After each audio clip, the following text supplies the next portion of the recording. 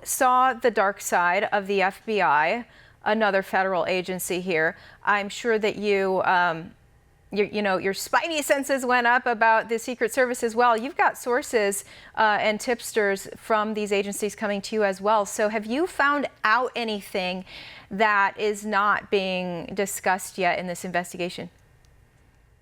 Well, I think that it's pretty apparent to me that there's a myth of competence that exists as it pertains to the FBI and to the Secret Service, federal law enforcement in general, because the lay public believes what they see on Hollywood, in TV and in movies. They think that the real agents are out there investigating and chasing the bad guys down the street and slapping the cuffs on them. And in reality, it's really not true. These are government employees who are existing on this myth as their reputation precedes them. And as a result, they're not tested that often. And there's been other things that have come out about the Secret Service detail that have been reported not to wide acclaim. And thankfully, Josh Hawley has brought a lot of it to the forefront. But that lead agent he was talking about, she's also under investigation for sharing her whereabouts with video and pictures when she was on the detail. And the overall lead agent, who was not on scene, but for the Secret Service Pittsburgh office, she had 20 years of experience inside the Secret Service, but had never done any sort of protective detail in her entire career. So I wanted to get your reaction to the latest out of Congress as they're trying to look into Tim Walz and his apparent ties to China.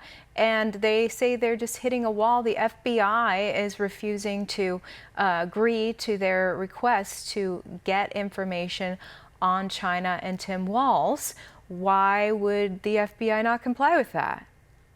Well, the FBI has a great tool at their disposal. Well, they actually have two. One is the fact that the Republicans are just not strong people, and they just are process people, not interested in outcomes. So they just say, oh, well, we tried, and they go and shake their fists and go on cable news and ask for fundraising.